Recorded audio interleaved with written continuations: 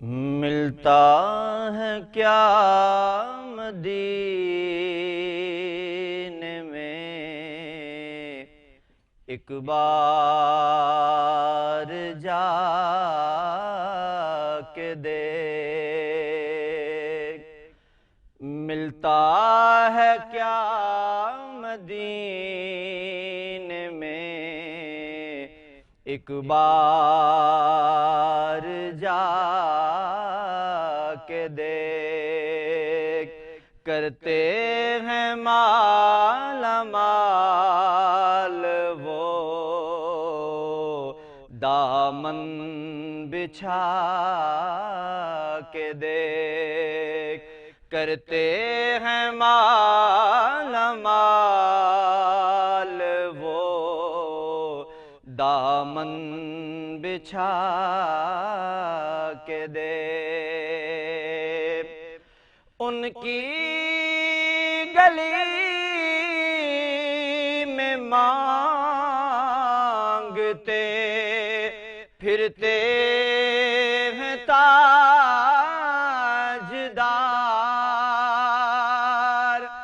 ان کی گلی میں مانگتے پھرتے ہیں تاجدار۔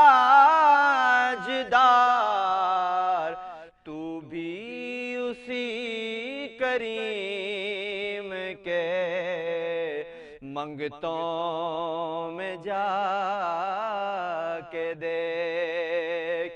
تو بھی اسی کریم کے منگتوں میں جا کے دیکھ۔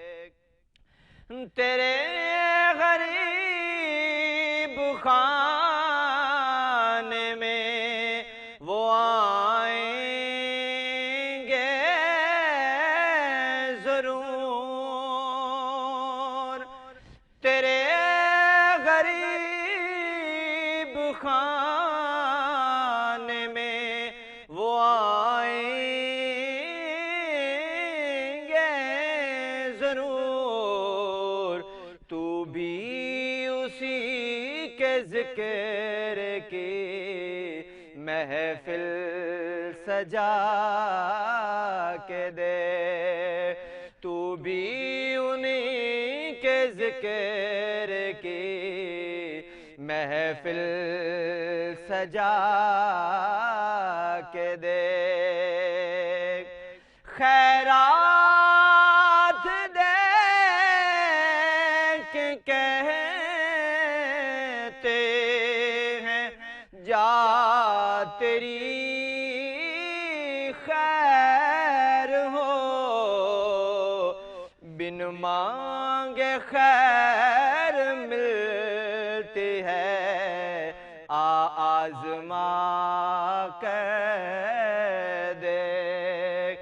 ملتا ہے کیا مدینے میں، ایک بار جا کے دیکھ۔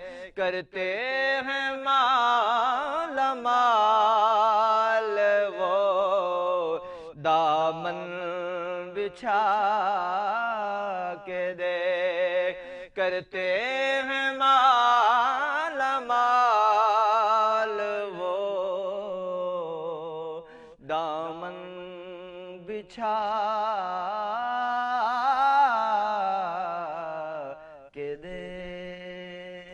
سبحان اللہ سبحان اللہ، جزاک اللہ جناب۔ یہ تھے آصف علی سلطانی صاحب، اور پروگرام ہے گڈ مارننگ کراچی، اس کا باقاعدہ آغاز ہوا آپ کی خوبصورت آواز کے ساتھ، اس خوبصورت کلام کے ساتھ۔ آصف علی سلطانی صاحب یہ کلام پیش کر رہے تھے، سعادت حاصل کی انہوں نے پیش کرنے کی۔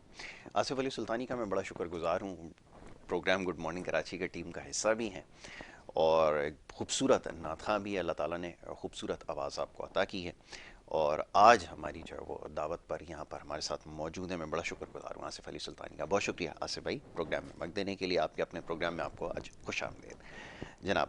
دوسرے جو ہمارے معزز مہمان ہیں جناب مفتی آصف جاوید میوں صاحب، یہاں پہ تشریف فرما ہیں آج کے دن کی مناسبت سے، ان سے گفتگو کی جائے گی۔ آج کا جو پروگرام ہوتا ہے اس کی نوعیت تھوڑی سی مختلف ہوتی ہے۔ جمعہ کا دن ہے، جمعۃ المبارک کے حوالے سے پروگرام میں خاص طور پہ گفتگو کرتے ہیں۔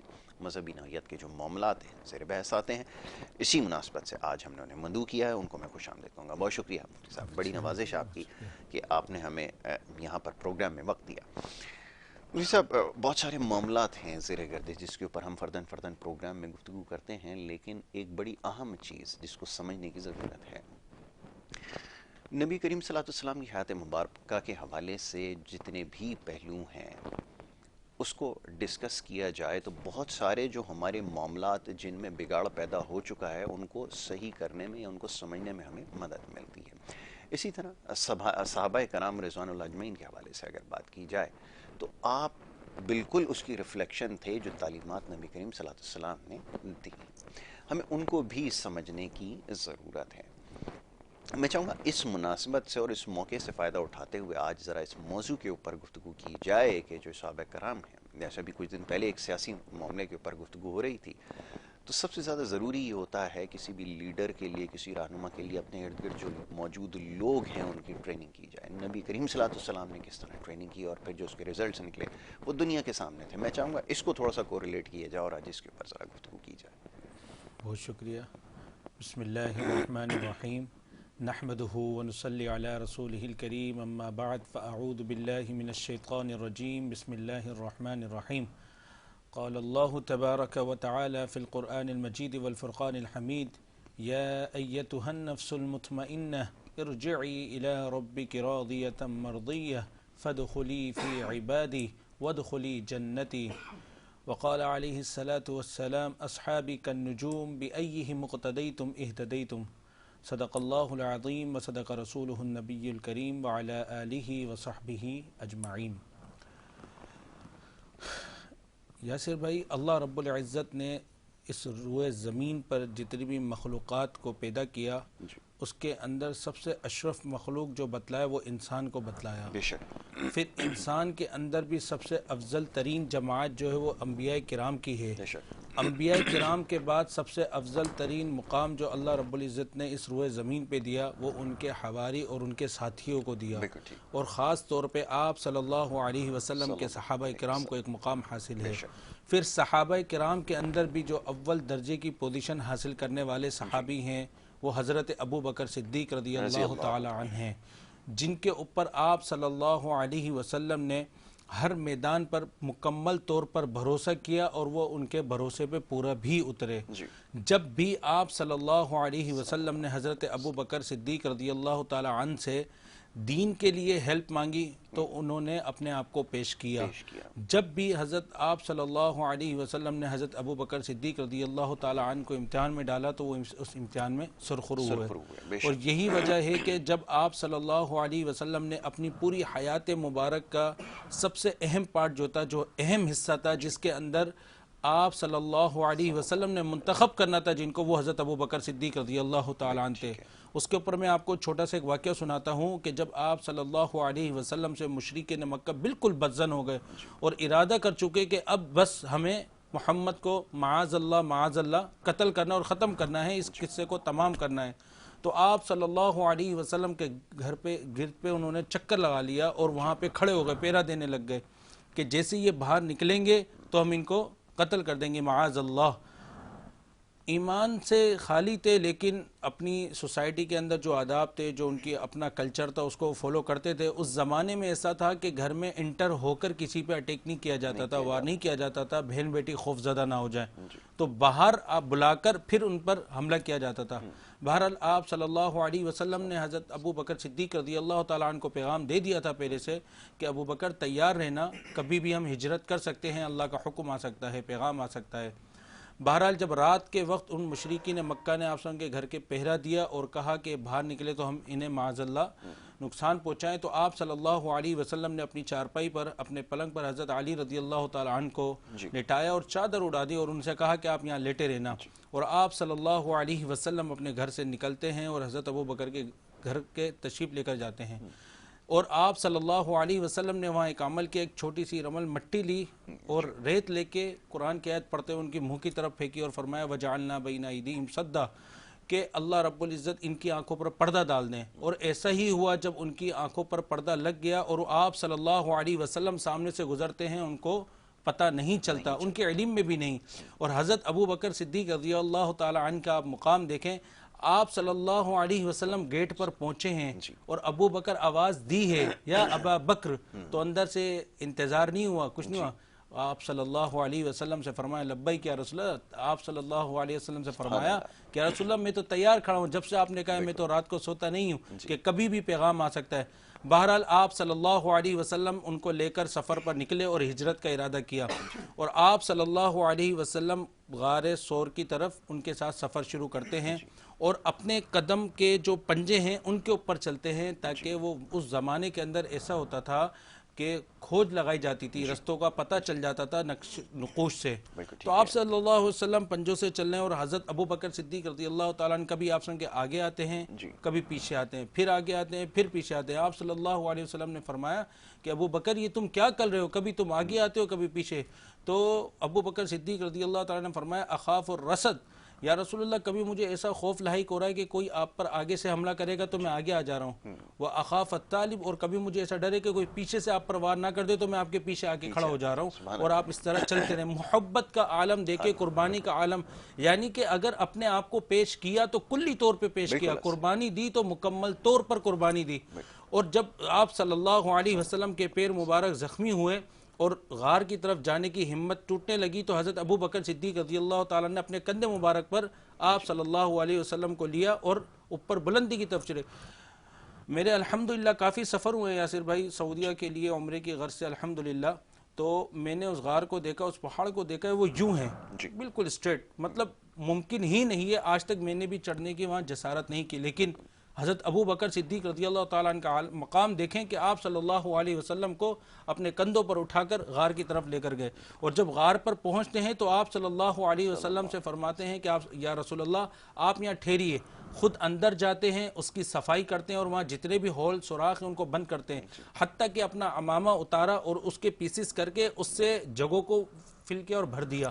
پھر اس کے باوجود ایک جگہ رہ گئی، تو وہاں پر آپ صلی اللہ علیہ وسلم کو جب اپنی آغوش میں لے کے لٹایا تو اپنی ایڑی وہاں پر رکھ دی، تو اس ایڑی پہ روایات آپ نے بھی سنی ہے، وہ سانپ اپنا رستہ پکڑتے وہاں آ گیا اور انہوں نے ایڑی پہ ڈنک مارا نا، ڈسا حضرت ابو بکر صدیق رضی اللہ تعالیٰ عنہ کو۔ تو فطری تقاضا ہے انسان کو رات کی تنہائی میں کسی اندھیری جگہ پر کوئی چیز چونٹی بھی کاٹے تو خوف زدہ ہو جاتا ہے، تو ان کو ایک ہلکا سا پین فیل ہوا، پھر جب اس نے دوبارہ مارا پھر پین ہوا، حتیٰ کہ حضرت ابو بکر صدیق رضی اللہ تعالیٰ عنہ کی آنکھوں سے آنسو نکلنے لگے، جو کہ ایک فطری تقاضا ہے، اور وہ برداشت نہ کر سکے، تو آپ صلی اللہ علیہ وسلم کے چہرے مبارک پر وہ آنسو گرتے ہیں، تو آپ صلی اللہ علیہ وسلم نے برجستہ کلام کیا، ما لک یا ابا بکر، ابو بکر تمہیں کیا ہوا؟ مطلب ایک برجستہ کلام ہوتا ہے۔ آپ صلی اللہ علیہ وسلم دیکھا رات کا ٹائم ہے، آنسو گرے اور ایسی خوف کا عالم ہے، ما لک یا ابا بکر، ابو بکر تمہیں کیا ہوا؟ تو حضرت ابو بکر رضی اللہ تعالیٰ عنہ کی شان دیکھیں، مطلب آپ نے جو سوال کیا یاسر بھائی، آپ صلی اللہ علیہ وسلم کی محنت تو دیکھیں اپنے صحابہ کرام پر، اپنے ساتھیوں کے ساتھ کس طرح ان کی تربیت کی، کس طرح ان کو تعلیم دی۔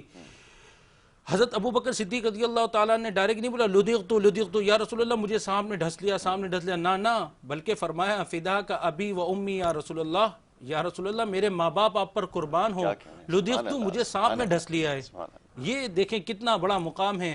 علماء کرام نے لکھا ہے کہ وہ جو سانپ تھا وہ اس لیے حضرت ابو بکر صدیق رضی اللہ تعالیٰ عنہ کو ڈھسا تھا، انہوں نے ان کا رستہ بند کر دیا تھا، اور وہ چاہتا تھا کہ یہ موقع ہے میں بھی دیدار نبوت کر لوں۔ تو یہ صحابہ کرام کی کوششیں تھی، یہ ان کی محنت تھی، اور اپنے آپ کو منوایا۔ یہی وجہ ہے کہ حضرت آپ صلی اللہ علیہ وسلم فرمایا کرتے تھے کہ حضرت ابو بکر صدیق رضی اللہ تعالیٰ عنہ کی غار سور کی ایک رات کی نیکی تمام نیکیوں پر سب پر غالب ہے۔ حضرت عائشہ رضی اللہ تعالیٰ عنہ آپ صلی اللہ علیہ وسلم کے ساتھ لیٹی ہوئی تھی، تو آسمان کی طرف دیکھا کئی سارے ستارے تھے، تو آپ صلی اللہ علیہ وسلم سے پوچھا کہ یا رسول اللہ کوئی شخص ایسا بھی ہے کہ جس کی اتنی نیکیاں ہوں جتنے ستارے ہیں؟ اب ان کے خیال میں یہ تھا کہ ابا حضور کا نام لیا جائے گا، تو آپ صلی اللہ علیہ وسلم نے فرمایا کہ جی ہاں ہیں۔ تو انہوں نے کہا کون ہے؟ تو آپ صلی اللہ علیہ وسلم نے فرمایا حضرت عمر رضی اللہ تعالی عنہ کے بارے میں فرمایا کہ عمر ہے۔ تو حضرت عائشہ رضی اللہ تعالیٰ عنہ کو ہلکا سا گلٹی فیل اور خاموش ہو گئی. تو آپ صلی اللہ علیہ وسلم ظاہر ہے ان کے شوہر ہیں, سمجھتے تھے ساری چیزیں. پھر آپ صلی اللہ علیہ وسلم نے فرمایا کہ یہ جتنے ستارے ہیں ان کے برابر نیکی تو ہے عمر کی, لیکن ابو بکر کی غار ثور کی ایک رات کی جو نیکی ہے وہ سب پر غالب ہے. یہ محبت, یہ الفت, جب قربانی ایثار کا جذبہ اتنا موجود تھا کہ جب قربانی دینے کا وقت آیا تو اپنے آپ کو پہلی صف میں کھڑا کیا. اور آج ہمارا کیا عالم ہے, وہ اتنی قربانیاں دینے کے باوجود بھی بھائی یاسر وہ خوف زدہ رہتے تھے کہ اللہ ہم سے راضی ہے کہ نہیں ہے. اسی لیے اللہ رب العزت نے قرآن پاک کے اندر 3 طرح کے درجات بیان فرمائے, ترتیب دی ہے 3 چیزوں کو. انسان کا جو نفس ہوتا ہے, یعنی 3 کیٹیگریاں ہیں انسان میں. نمبر 1 یہ ہے کہ ایسا شخص جو ساری زندگی گناہ ہی کر رہا ہے, وہ گناہ سے توبہ کرنے کا ارادہ بھی نہیں رکھتا. اللہ رب العزت نے فرمایا وما ابرئ نفسی ان النفس لامارۃ بالسوء, یعنی کہ گناہوں کا عادی ہے وہ نفس. دوسری کیٹیگری اللہ رب العزت نے قرآن پاک میں بیان فرمائی ہے یا ایتھا النفس المطمئنہ ارجعی الی ربک راضیۃ مرضیہ, کہ ایک ایسا شخص ہے جو پوری زندگی جو ہے اللہ رب العزت کی رضا میں گزارتا ہے, اللہ رب العزت کی عبادت کرنے میں گزارتا ہے. رات ہوتی ہے تو تہجد پڑھتا ہے, جیسا کہ اللہ رب العزت نے فرمایا تتجافى جنوبهم عن المضاجع, کہ میرے ایسے برگزیدہ بندے بھی ہیں کہ رات کو ان کا بدن جو ہے بستر پر بے چین رہتا ہے, ان کے بدن کو جسم کو بستر پر راحت نہیں آتی بلکہ بستر سے جدا رہ کر قیام اللیل میں سکون پاتے ہیں. تو یہ والا جو نفس ہے, یہ والا جو انسان ہے, یہ مکمل طور پر اپنے آپ کو دین کے لیے اپنے قربان کرتا ہے اور دین پر اپنے عمل جاری رکھتا ہے. تو اس کے بارے میں اللہ رب العزت نے فرمایا یہ جنتی ہے, یعنی اس سے کوئی حساب کتاب نہیں ہے. 2, پہلا والا کون ہے جو مستقل گناہ کر رہا ہے, اپنے آپ کو جہنم کی طرف لے کر جا رہا ہے. دوسرا انسان کون ہے جو مکمل طور پہ عبادت کرتا ہے اور مکمل طور پر اس کے لیے جنت کا اعلان ہے. ان 2 کے بیچ میں ایک اور نفس ہے جس کے بارے میں اللہ رب العزت نے فرمایا نفس لوامہ, یعنی کہ ایسا شخص, ایسا انسان جو نیکی بھی کرتا ہے پھر گناہ بھی کرتا ہے. جب گناہ ہو جاتا ہے تو اس کو ندامت ہوتی ہے, شرمندگی ہوتی ہے, تو اس سے توبہ کرتا ہے. ان 3 نفوس کے اندر سب سے زیادہ پسند اللہ رب العزت نے اس درمیان والے نفس کو فرمایا کہ جو گناہ بھی کرتا ہے اور توبہ بھی کرتا ہے. اسی وجہ سے اللہ رب العزت نے قرآن پاک کے اندر فرمایا لا اقسم بیوم القیامہ ولا اقسم بالنفس اللوامہ, کہ میں نفس لوامہ کی قسم کھا کر کہتا ہوں. یعنی قرآن پاک میں اللہ رب العزت نے نفس لوامہ جو گناہ کرتا ہے پھر شرمندگی ہوتی ہے, توبہ کرتا ہے, اس کو اتنا پسند فرمایا کہ اس کی قسم کھائیے. تو یہ عالم ہے نفوس کا کہ انسان کو ہر وقت اللہ رب العزت کے سامنے عاجزی انکساری رکھنی چاہیے. تو یاسر بھائی یہ 2 باتوں کے درمیان ایک تیسری بات ہے, وہ کیا ہے کہ آج ہمارا جو مزاج بن چکا ہے, یہ بن چکا ہے کہ ہماری لائف ٹوٹلی جو ہے اس بات پر ہم لوگ آمادہ ہو چکے ہیں کہ ہمیں جو ہے نا دنیا کیسے حاصل ہو جائے, دنیا ہم کیسے پالیں, ہمارا اوڑھنا بچھوڑنا ہمارا غم, اور ہم جو ہے دنیا بن چکے ہیں. آپ صلی اللہ علیہ وسلم نے فرمایا من اصبح والدنیا اکبر ہم, کہ جس نے صبح کی اور صبح اٹھا اور اس کا اٹھنے کا مقصد اٹھنے کے بعد ہی یہ ہے کہ میں دنیا کیسے حاصل کر لوں, رات کو سوتے وقت بھی یہ سوچ رہا ہے کہ کل مجھے کیا کام کرنا ہے, صبح اٹھتے وقت بھی یہ سوچ رہا ہے کہ مجھے کیسے مزید آگے بڑھنا ہے, میرا اسٹیٹس خراب نہ ہو, میری پرسنالٹی خراب نہ ہو, میں کتنا زیادہ مال جمع کر لوں. نہ اس کو رات کی نماز کی فکر ہے, نہ فجر کی فکر ہے, نہ دین کی فکر ہے, اس کو ٹوٹلی اپنی یہ فکر لگی ہوئی ہے کہ میں دنیا کیسے حاصل کر لوں, میں کیسے اوروں سے ممتاز ہو جاؤں, میں کیسے سب سے نمایاں نظر آنے لگوں. تو آپ صلی اللہ علیہ وسلم نے فرمایا کہ شتت اللہ علیہ شملہ, ایسے شخص کی اللہ رب العزت نے یہ سزا منتخب کی ہے کہ اللہ رب العزت اس کے کام میں بے برکتی کر دیتا ہے, اس کے کام کو بکھیر دیتا ہے. مطلب ایک کام ہے اس کے ٹکڑے ٹکڑے ہو جاتے ہیں, جو کام اس کا 1 دن میں 2 دن میں یا 3 دن میں ہو سکتا ہے وہ مہینوں میں اور سالوں میں ہوتا ہے, کیونکہ اس نے اپنا مقصد جو تھا اس کو چھوڑ کر وہ مقصد بنا لیا جو اس کا مقصد نہیں ہونا چاہیے. اس کے بعد آپ صلی اللہ علیہ وسلم نے فرمایا اس کے ساتھ دوسری سزا کا کیا معاملہ ہے, وَجَعَلَ بَيْنَ عَيْنَيْهِ فَقْرًا, اور اللہ رب العزت اس کی دونوں آنکھوں کے بیچ میں جو ہے فقر کا نشان لگا دیتے ہیں, یعنی کہ وہ اسٹمپ نہیں ہوتی لیکن اس کے دماغ میں ایک ہی چیز گھوم رہی ہے, یار مجھ پہ فقر نہ آ جائے, مجھ پہ غربت ہی نہ آ جائے, یار میں نے اتنی محنت سے اتنا بڑا مال بنایا, اتنا بڑا میں نے اپنا اسٹیٹس بنایا, کہیں یہ ڈیمیج نہ ہو جائے, تو اس کے لیے وہ دن رات کوشش کرتا ہے. تو ایسا شخص جو اپنی دنیا اس نیت سے صبح اس نیت سے کر رہا ہے کہ اس کی حاصل جو ہے دنیا ہو جائے, تو اس کے لیے یہ سزا ہے. دوسرے نمبر پہ اس شخص کا ذکر فرمایا کہ ومن اصبح والآخرہ اکبر ہمہ, تو دوسرے شخص کی کیٹیگری ہے. بالکل ٹھیک ہے مفتی آصف, بڑی خوبصورت گفتگو آپ نے کی ہے اور یہ سمجھنے کا موقع ہے ہم سب کے لیے، اور اس میں تجزیہ بھی ضروری ہے، اور خاص طور پہ تزکیہ نفس کے حوالے سے جو ہے وہ بڑا اہم پیغام اس ساری گفتگو کے اندر ملتا ہے۔ اب اس کے اوپر مزید میں چاہوں گا کہ آپ روشنی ڈالیں، ایک مختصر سی بریک کی طرف ہمیں جانا ہوگا۔ یہ جو تمام تر کوششیں ہیں آج ابھی سمجھنے کا زیادہ موقع مل رہا ہے کہ یہ اسی لیے ہیں محض کہ دنیاوی جو ہمارے گولز ہیں، جو ٹارگٹس ہیں، جو مقاصد ہیں، انہیں حاصل کر لیا جائے۔ تو بہرحال اس کے اوپر مزید گفتگو کرتے ہیں، مختصر سی بریک کی طرف جانا ہوگا۔ بریک سے واپس آئیں گے تو یہ گفتگو کا سلسلہ جاری رکھیں گے۔ آپ دیکھتے رہیے پروگرام گڈ مارننگ کراچی۔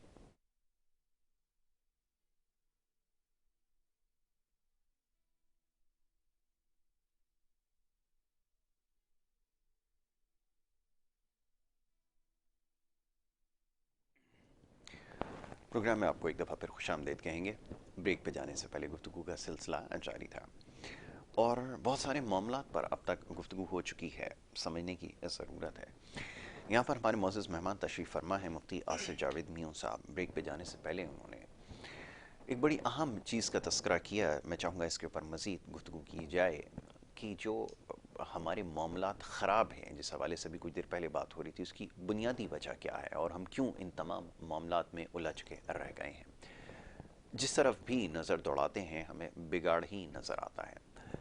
ایسے حکمراں ہم پر مسلط کیے گئے جو ہماری جو مشکلات ہیں، پریشانیاں ہیں، اس کو نہ صرف یکسر نظر انداز کرتے ہیں بلکہ اس کا تمسخر بھی اڑاتے ہیں۔ تو یہ کیوں اللہ کا عذاب ہم پر آیا ہے، یہ ایک بڑا اہم معاملہ ہے جس کے اوپر کچھ دیر پہلے گفتگو ہو رہی تھی۔ میں چاہوں گا مفتی آصف جاوید میوں صاحب سے کہ وہ اس کے اوپر مزید جو ہے وہ رہنمائی فرمائے اور روشنی ڈالیں۔ صاحب موضوع کے اوپر بات ہو رہی تھی کچھ صحابہ کرام رضوان اللہ اجمعین کے کردار کے حوالے سے، ان کی کنٹریبیوشن کے حوالے سے، اور میں اس سے پہلے بھی یہ بات کر چکا ہوں۔ میں چاہوں گا اس کے اوپر مزید تھوڑی سی روشنی ڈالی جائے کہ آپ نے کہا کہ دنیاوی کاموں میں الجھ کر رہ گئے اور یہ صحابہ کرام کی شان تھی، یہ ان کی عظمت تھی کہ انہوں نے کس طرح آقا صلی اللہ علیہ وسلم کا ساتھ دیا اور پھر جو آبجیکٹیو ان کے پاس تھا اس کو کیسے انہوں نے حاصل کیا۔ اور یہاں پہ کہیں بھی یہ تذکرہ نہیں ہوا کہ ان کی کوششوں میں کہیں دنیا کے کوئی جو دنیاوی معاملات تھے ان کو حاصل کرنے کی کوشش کی گئی، یا مال و اسباب جمع کرنے کی کوشش کی گئی ہو، یا یہ ساری چیزیں جو ہے وہ کبھی مقصد رہا ہو۔ میں چاہوں گا ذرا بتائیے کہ کون سی خصوصیات تھیں جو عام انسانوں سے ان کو جدا کر رہی ہیں، اس کے اوپر میں چاہوں گا تھوڑی سی مزید گفتگو کی جائے۔ جی بہتر ہے۔ دیکھیں یاسر بھائی، بات وہی ہے کہ انہوں نے کبھی بھی اپنے آپ کو مکمل طور پر درست نہیں جانا، کبھی بھی یہ نہیں کہا کہ ہم 100% رائٹ پر ہیں۔ عاجزی انکساری کا پیکر تھے، ہمیشہ اپنے آپ کو جذبہ اثار کے لیے پیش کرتے تھے۔ آج کل ہمارا سب سے بڑا المیہ کیا ہو گیا ہے آج کل ہم لوگوں میں، ہمارا مطلب ہم میں سے ہر ایک یہ کہہ رہا ہے کہ یار میں حق پر ہوں، میں درست ہوں، کوئی ایک بھی اس بات پر ایگری نہیں ہے کہ مجھ سے بھی خطا ہو سکتی ہے، مجھ سے بھی غلطی ہو سکتی ہے۔ ہر ایک یہ کہہ رہا ہے کہ میں زیادہ بہتر ہوں۔ مجھے تو ڈر ہے کہ آنے والے زمانے میں ایسا نہ ہو کہ لوگ دوسرے اننون پرسن کو روک کے بولیں کہ بھائی میں آپ سے زیادہ بہتر ہوں، میں آپ سے زیادہ اچھا ہوں۔ آپ دیکھ لیں سوسائٹی کے اندر، آپ غور کریں، اس نہج پہ پہنچ گئے کہ اختلافات کیوں بڑھتے جا رہے ہیں، کیوں مسائل حل نہیں ہو رہے۔ ہر ایک کہہ رہا ہے کہ میں رائٹ پر ہوں، کوئی ایک سامنے والے کے بارے میں سامنے دیکھنے کے لیے تیار ہی نہیں ہے۔ تو میں اس بات کو یوں کہتا ہوں کہ مجھے ڈر ہے کہ آنے والے زمانے میں ایسا نہ ہو لوگ رستے میں دوسرے لوگوں کو روک کر بولیں بھائی جان آپ کو پتہ ہے کہ میں آپ سے زیادہ بہتر ہوں، آپ سے زیادہ افضل ہوں، اعلیٰ ہوں۔ یہ آج ہمارا چل رہا ہے۔ تو اس پر آپ صلی اللہ علیہ وسلم نے فرمایا، اور یہ کب ہوتا ہے؟ جب آپ دنیا کو مکمل طور پہ اپنا سمجھ لیں، آپ اس دنیا کو ہی اپنی آخری منزل سمجھ لیں اور آپ کی کوئی منزل منتخب نہ ہو۔ حالانکہ دنیا کے بارے میں آپ صلی اللہ علیہ وسلم نے فرمایا من اصبح والدنیا اکبر ہمہ، کہ جس نے صبح آنکھیں کھولی، صبح اٹھا اور اس نے اٹھتے ہی دنیا کی پلاننگ شروع کر دی کہ میرے پاس مال کثرت سے کیسے آ جائے، میرے پاس زیادہ سے زیادہ مال کیسے آ جائے، میں آج یہ والی اچیومنٹ کر لوں، آج میں اپنا یہ ٹارگٹ اچیو کر لوں، تو آپ صلی اللہ علیہ وسلم نے فرمایا شتت اللہ علیہ شملہ، ایسے شخص کے ساتھ اللہ رب العزت کیا معاملہ فرماتے ہیں؟ اس کے کام کو بکھیر دیتے ہیں، اس کے کام میں سے بے برکتی پیدا کر دیتے ہیں اور برکت ختم ہو جاتی ہے۔ جو کام اس کا چند ایک دنوں میں ہونے کا ہوتا ہے وہ مہینوں اور سالوں میں ہوتا ہے۔ اس کے بعد آپ صلی اللہ علیہ وسلم نے فرمایا وَجَعَلَ فَقْرَهُ بَيْنَ عَيْنَيْهِ، اور ایسے شخص کے یہاں اللہ رب العزت دماغ میں جو ہے نا ایک چیز سوار کر دیتے ہیں کہ بس یار میں غریب نہ ہو جاؤں، میرے اوپر فقر نہ آ جائے، میں جو ابھی جس اسٹیٹس پر آج ہوں ایسا نہ ہو یہ مجھ سے چھین لیا جائے۔ یہ ایک خوف لگا ہوتا ہے اور اس کے لیے وہ دن رات ایک کرتا ہے اور اپنے مقصود اصلی یعنی آخرت کو بھول جاتا ہے، اس کے بنسبت آپ صلی اللہ علیہ وسلم نے ایک دوسرے شخص کا ذکر کیا اور فرمایا ومن اصبح والآخرہ اکبر ہمہ، کہ ایسا شخص جو اٹھا سو کر اور اس نے اٹھتے ہی یہ سوچا کہ آج مجھے اللہ رب العزت کو کیسے راضی کرنا ہے، آج مجھے کیا کون سی عبادتیں کرنی ہیں، آج جمعے کا دن ہے تو جمعے کے کیا اعمال ہیں، آج پیر کا دن ہے، منڈے کا دن ہے تو آج مجھے روزہ رکھنا ہے، نفلی عبادات پر عمل کرنا ہے. ایسا شخص جو اپنا ہم اور غم آخرت کو بنا لے تو آپ صلی اللہ علیہ وسلم نے فرمایا جار اللہ فی قلبہ غناءہ، کہ اللہ رب العزت جو ہے اس کے دل میں ایک امیری مالداری پیدا کر دیتا ہے اور اس کے ذہن کے اندر ایک استغنا پیدا کر دیتا ہے. مطلب وہ جس حال پر بھی ہوتا ہے خوش ہوتا ہے، اس کے اندر کبھی یہ بے چینی اور پریشانی نہیں ہوتی کہ یار مجھ سے میرا مال نہ چھین لیا جائے، میرے اوپر فقر کے حالات نہ آ جائیں، میرے اوپر تنگی کے حالات نہ آ جائیں. وجمع اللہ علیہ شملہ، اور آپ صلی اللہ علیہ وسلم نے فرمایا کہ ایسے شخص کے اللہ رب العزت کاموں میں برکت پیدا کر دیتا ہے. اس کے پاس کال آئے گی سر آپ کا یہ کام ہے، آپ کا یہ مسئلہ حل ہو چکا ہے، اس کو در در کے چکر نہیں لگانے پڑتے، کیونکہ اس نے اپنی ذات کو، اپنی جان کو اللہ رب العزت کے دین کے لیے وقف کر دیا. اس نے اپنا اوڑھنا بچھوڑنا اللہ رب العزت کی رضا کو بنا لیا، بنسبت وہ شخص جو اپنا اوڑھنا بچھوڑنا دنیا بنائے اور شیطان کے کاموں کو ترجیح دے تو اللہ رب العزت اس کے اوپر جو ہے 24 گھنٹے 24 آورز اس کو ایک ہی فکر ہوگی کہ میں کہیں غریب نہ ہو جاؤں. یہ آپ صلی اللہ علیہ وسلم نے آج کی جو ہماری دور حاضر کی جو صورتحال ہے اس کے بارے میں ایک مکمل اور جامع پیغام دے دیا. یہ ایک حدیث ہمیں سمجھنے کے لیے کافی ہے کہ آج یہی ہو رہا ہے. آپ دیکھیں گے سوسائٹی کے اندر اچھے سمجھدار لوگ ماشاءاللہ، ان کے اندر شعور بھی ہوگا، ان کی پرسنالٹی بھی ہوگی، وہ کاروبار کو بھی جانتے ہوں گے، لیکن انہوں نے اپنے آپ کو دین سے دور رکھا ہوا ہے. دین سے دور رکھنے کا نقصان کیا ہے کہ ان کے جو کم وقت میں جو کام ہو سکتے ہیں وہ پوری مدتیں لگ جاتی ہیں ان کاموں کو پورا ہونے میں، اور ان کو ہر وقت یہی خوف رہتا ہے. آپ صلی اللہ علیہ وسلم نے فرمایا کہ حدیث قدسی اللہ رب العزت فرماتے ہیں کہ تفرق لی لعبادتی یا ابن آدم، کہ اے بنی آدم تم میرے لیے عبادت کے لیے اپنا کچھ وقت وقف کر دو، تم اپنے پورے دن میں سے کچھ ٹائم ایسا رکھو جس میں تم میری عبادت کرو. تو میں تم پہ کیا احسان کروں گا، میں تمہیں کیا انعام دوں گا، میں تمہیں مالداری دوں گا، میں تمہیں امیری سے نواز دوں گا، استغناءات سے نواز دوں گا، اور یہ دنیا تمہارے پاس ذلیل و خوار ہو کے تمہارے قدموں میں آئے گی. یہ حدیث قدسی آپ صلی اللہ علیہ وسلم نے فرمایا.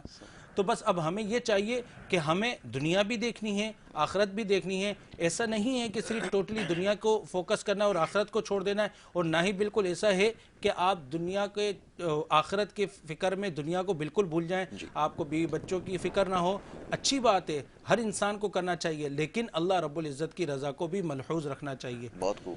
دیکھیے ہماری تمام تر کوششوں کا جو محور اور مرکز ہے وہ محض یہ نہ ہو. بڑی بدقسمتی اور بڑے افسوس کے ساتھ کہنا یہ پڑتا ہے کہ آج ہر شخص کوشش یہی ہے، جیسے بھی آپ نے جس کا تذکرہ کیا ہے، کہ ہم جس حال میں آج ہیں کہیں اس سے نیچے نہ چلے جائیں. یہ جو مالی تنگی ہے، یہ جو اسباب کی کمی ہے، یہ واقع نہ ہو جائے.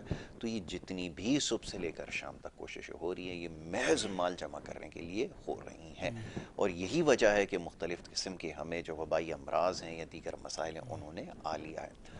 اور ساتھ ساتھ یہ کہ اتنا اعصاب کے اوپر یہ طاری ہو چکے ہیں کہ صبح سے لے کے شام تک صرف فکر یہ ہوتی ہے کہ اگر اس سے بچ جائیں تو کہیں ایسا نہ ہو کہ کسی بیماری میں آ جکڑیں اور پھر جو ہمارا خاتمہ بالخیر جو ہے جس کے بارے میں ہمیں کوشش کرنی ہے اس کی طرف نہ جا سکیں. ان تمام معاملات میں گھر کر رہ گئے. تو بہرحال جی، اب میں چاہوں گا اس کے اوپر تھوڑی سی اور مزید گفتگو کر لی جائے. جیسا بھی صحابہ کرام کے بارے میں آپ نے بات کی ہے، یقیناً اس مقام اور مرتبے کو سمجھنے کی ضرورت ہے. جو گفتگو آپ نے کی ہے اس سے یقیناً بہت سارے لوگ جو پروگرام دیکھ رہے ہیں ان کو سمجھنے کا موقع ملے گا. مختصر وقت میں چاہوں گا تھوڑا مزید اس کے اوپر گفتگو کر لی جائے. جیسے بھی آپ نے کہا یہ معاملات کو درست کرنے کی ضرورت ہے. کیسے ان تمام چیزوں سے بچا جا سکتا ہے؟ یہ اعصاب پہ جو تمام چیزیں یہ حاوی ہو چکی ہیں، طاری ہو چکی ہیں، گناہوں میں، نجاست میں اتنا زیادہ ڈوب چکے ہیں کہ اب تمام معاملات آہستہ آہستہ دور جانے لگے. کیسے اس راستے پہ واپسی ہو، اس پہ میں چاہوں گا ذرا رہنمائی فرمائیے. دیکھیں یاسر بھائی، ہمیں دینداری کی طرف آنے کے لیے دیندار لوگوں کو فالو کرنا ہوگا. سب سے اچھی بات. اگر ہم چاہتے ہیں کہ ہم اپنی آخرت بنا لیں تو ہمیں ان شخصیات کو، ان پرسنالٹیز کو فالو کرنا ہوگا جنہوں نے اپنی آخرت بنائی. اچھا، میں یہ آپ کے قطع کلامی کی بڑی معذرت چاہوں گا کہ ان کو فالو تو کیا جا رہا ہے لیکن ایک بڑا عجیب سا سلسلہ چل چکا ہے. وہ یہ کہ سوشل میڈیا کے اوپر میں دیکھتا ہوں مختلف مفتی حضرات اور یہ پروگرام کر رہے ہیں، اس میں ان تمام باتوں سے ہٹ کے جو فروعی اختلافات ہیں اس کو زیادہ ہائی لائٹ کیا جا رہا ہے، کیونکہ اس کی وجہ یہ ہے کہ اس سے زیادہ ویئرشپ ملتی ہے، زیادہ فالوئنگ اس سے بڑھتی ہے، تو یہ معاملات اس طرف نکل گئے. اب ہو یہ رہا ہے کہ جو لوگ فالو کر رہے ہیں وہ شاید مذہب سے اتنے آشنا نہ ہو، معاملات کو نہ سمجھتے ہو، لیکن فروعی اختلافات میں کیونکہ زیادہ ان کو الجھا دیا گیا ہے اس طرف رجحان زیادہ ہونے لگا ہے. یہ ایک بہت خطرناک سچویشن ہے، کیسے بچا جائے؟ بالکل ایسا ہی ہے یاسر بھائی. یہ بہت افسوس کے ساتھ ہمیں کہنا پڑ رہی ہے یہ بات کہ جن حضرات کا کام تھا کہ امت کو ایک ساتھ جوڑتے اور اصولی مسائل پر لے کر آتے، انہوں نے کیا کرا کہ آ کر میڈیا پر آ کر انہوں نے فروعی مسائل کے اندر لوگوں کو الجھا کے رکھ دیا. اور اس کا مقصد کیا؟ ان کو بھی اپنی شہرت چاہیے. انسان اللہ رب العزت قرآن پاک کے اندر فرماتے ہیں کہ ایسے علماء کہ جنہوں نے میری آیتوں کو فروخت کیا فقط دنیا کی رضا کے لیے اور دنیا کی شہرت کے لیے، تو اللہ رب العزت فرماتے ہیں کہ ان کے پیٹ میں آگ کے انگارے ڈالوں گا. یعنی یہ سزا ہے. بالکل ایسا ہی ہے، اور آج کل ہو بھی یہی رہا ہے. اور اس کا مقصد کیا ہے؟ اچھا مسئلہ یہ ہے یاسر بھائی، صرف اس کے اندر وہ شخصیات جو اس طرف لے کر آ رہی ہے قوم کو، ان کا قصور نہیں ہے. قوم بھی یہ چاہ رہی ہے، ہمارے لوگ، کیونکہ اس کی سب سے بڑی وجہ یہ ہے کہ اس کے اندر ایک لذت آتی ہے. عمل تو کرنا نہیں ہے، عمل نہیں کرنا، تبصرہ برائے تبصرہ کرنا ہے. تو تبصرہ برائے تبصرے کے اندر فروعی مسائل کے اندر بحث چھڑتی ہے، اور اس کے اوپر پھر وہ کہتے ہیں سر مجھے زیادہ معلومات ہے، میں زیادہ رائٹ پر ہوں. ہر کوئی یہ کرنے کی کوشش میں لگا ہوا ہے کہ میں زیادہ حق پر ہوں، میں جو مسئلہ پیش کر رہا ہوں وہ درست ہے. اور اس چکر میں وہ تین بڑے بڑے گناہ کر رہا ہے. ایک تو یہ کہ وہ اللہ رب العزت کے احکامات کی پرواہ نہیں کر رہا، احکامات کو فالو نہیں کر رہا. دوسرے نمبر پہ جو صحابہ کرام کی تعلیمات ہے اس کو فالو نہیں کر رہا. تیسرے نمبر پہ وہ سب سے بڑا نقصان کیا کر رہا ہے؟ جب یہ دو چیزوں کے عمل میں نہیں لا رہا تو جو دنیا اس کو ایک دیانت داری سے گزارنی چاہیے وہ نہیں گزار پا رہا. اس کا نقصانات کیا ہو رہے ہیں؟ حرام روزی میں لگ چکا ہے، دکھاوے میں لگ چکا ہے. عبادت بھی ہو رہی ہے تو دکھاوے کے لیے ہو رہی ہے. میں آپ کو کیا بتاؤں یاسر بھائی، میں مکہ کے اندر تھا، خانہ کعبہ کا طواف کر رہا تھا میں، تو اللہ رب العزت نے قرآن پاک کے اندر فرمایا فَوَيْلٌ لِّلْمُصَلِّينَ الَّذِينَ عَنْ صَلَاتِهِمْ سَاهُونَ الَّذِينَ هُمْ يُرَاءُونَ، کہ ہلاک اور برباد ہو جائیں ایسے لوگ جو عبادت کرتے ہیں اس مقصد سے کہ دکھاوا کریں. سخر اللہ. میں وہاں پر طواف کر رہا ہوں، میں دیکھتا ہوں ایک شخص کو، وہ یوں اللہ کے گھر کے سامنے خانہ کعبہ میں یوں ہاتھ اٹھا کے دعا مانگ رہا ہے، اور اس کو بولا تصویر لو اور یوں دعا. مطلب وہ انڈائریکٹلی ڈائریکٹلی اللہ کو دھوکہ دے رہا ہے کہ مطلب اللہ سے مانگ بھی نہیں رہا اور اللہ کے سامنے ہاتھ بھی اٹھا، اللہ کے گھر کے سامنے ہاتھ اٹھا. ان سے کہہ رہے ہیں کہ یار تصویر، پھر وہ دیکھتے بولے نہیں یہ صحیح نہیں ہے، یہ یہاں سے لیں، یہ والا پوز اچھا نہیں، یہ والا پوز ہے. یہ ٹوٹلی آج کل ہم جو ہے نا وہ ایک طریقے سے شہرت کے پیچھے دوڑ رہے ہیں. آج کل کا جو دور ہے ریا، دکھاوا، اصل زندگی کے اندر بالکل خالی ہیں، کھوکھلے ہیں. ہماری جو لائف ہے وہ دین سے بہت دور ہوتی جا رہی ہے. اور یہی اغیار کی محنت تھی. اغیار نے کیا چاہا کہ اسلام سے دوری ہو جائے، اور اسلام سے دور وہ اس طرح تو کر نہیں سکتے تھے کہ ہر ایک شخص کو یہ کہتے کہ بھائی آپ دین چھوڑ دیں. یہ تو کبھی بھی نہیں ہو سکتا تھا. یہ تو کوئی کسی بھی مذہب کو آپ دیکھ لیں وہ اپنا مذہب نہیں چھوڑتا، اگرچہ وہ اس پر عمل نہیں کرتا لیکن وہ اپنے ساتھ ایک اسٹیمپ لگا کے رکھتا ہے، مہر لگا کے رکھتا ہے کہ میری اس مسلک اور اس مذہب سے نسبت ہے. تو کہنے کا اصل مقصد یہ ہے کہ ان کو پتا تھا کہ ان کو دین سے تو ہٹایا نہیں جا سکتا، تو انہوں نے کہا ایسے فتنے میں ڈال دیا جائے، ایسے فتنے میں ڈال دیا جائے کہ یہ دین سے دور بھی ہو جائیں، بظاہر دین کے ٹھیکیدار کہنا لیکن دین سے ان کا دور دور تک کوئی تعلق نہ ہو. تو اللہ رب العزت ہم سب کو ان چیزوں سے بچائے. اللہ رب العزت ہمیں محفوظ رکھے ان چیزوں سے، اور ہمیں دنیا کی فکر سے زیادہ آخرت کی فکر کرنے والا بنائے. بہت خوب، ماشاءاللہ. جناب مفتی آصف جاوید صاحب، بڑی سیر حاصل گفتگو آپ نے کی ہے، بہت اہم معاملات کی نشاندہی آپ نے کی ہے، اور ہماری کوشش یہی ہوتی ہے کہ جو مسائل ہیں ان کے اوپر گفتگو کی جائے. اب یہ سب سے اہم اور ضروری مسئلہ ہے، یہ شاید ہم بھلا بیٹھے تھے، جس کی ابھی آپ نے یہاں پہ نشاندہی کی ہے. وہ مسائل ہیں جس میں الجھ کر رہ گئے ہیں، اور ساتھ ساتھ یہ جو آخری جو بات ہوئی ہے یہ سب سے زیادہ اہم ہے کہ یہ ریا اور دکھاوا یہ عبادت کو ضائع کرنے کے مترادف ہے، کہ جس طرح کی ہم یہ کوششیں کر رہے ہیں، دانستہ اور نادانستہ غلطیاں ہو رہی ہیں، کہ جس میں ابھی آپ نے تذکرہ کیا ایک مسئلہ ہے. میں چاہوں گا کہ اس کے اوپر پھر کبھی جو ہے وہ تفصیل سے گفتگو کی جائے، ایک نشست اس کے اوپر رکھی جائے کہ لوگ جاتے ہیں حجاز مقدس اور وہاں پر جا کر اسٹیٹس لگانا، لوگوں کو بتانا کہ ہم یہاں پہنچ چکے ہیں، تصویریں لگانا ان کے نام کے ساتھ، ایک عجیب روایت ہم نے جو ہے وہ قائم کر لی ہے. تو بہرحال اس کے اوپر انشاءاللہ آگے چل کے ضرور گفتگو کریں گے. میں گزارش کروں گا آصف علی سلطانی صاحب سے کہ وہ ایک کلام پیش کریں. آصف علی سلطانی کے کلام کے ساتھ ہم آگے بڑھیں گے، پروگرام کو بریک کی طرف جائیں گے، اور بریک کے بعد جو صحت کے حوالے سے آپ کا جو سیگمنٹ ہے وہ جاری رہے گا. میں گزارش کروں گا آصف علی سلطانی صاحب سے. جی اللہم صلی علی سیدنا مولانا محمد وعلی آل اللہم سیدنا صلی مولانا محمد بارک وسلم وصلو علیہ. کتنا سخی ہے در میرے آقا حسین کا، کتنا سخی ہے در میرے آقا حسین کا، کتنا سخی ہے در میرے آقا حسین کا، کھاتے ہیں لوگ آج بھی صدقہ حسین کا،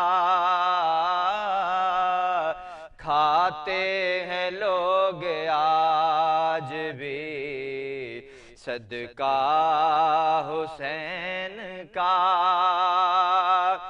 کہ میرے سخی حسین کے سارے گداؤں کی، میرے سخی حسین کے سارے گداؤں کی، رکھے گا لاج حشر میں نانا حسین کا،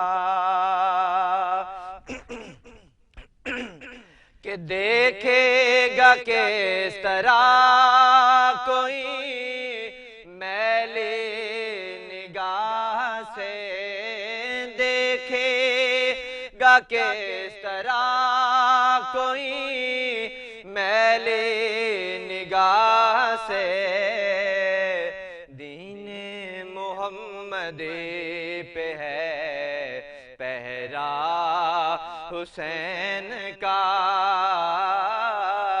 دین محمدی پہ ہے پہرا حسین کا،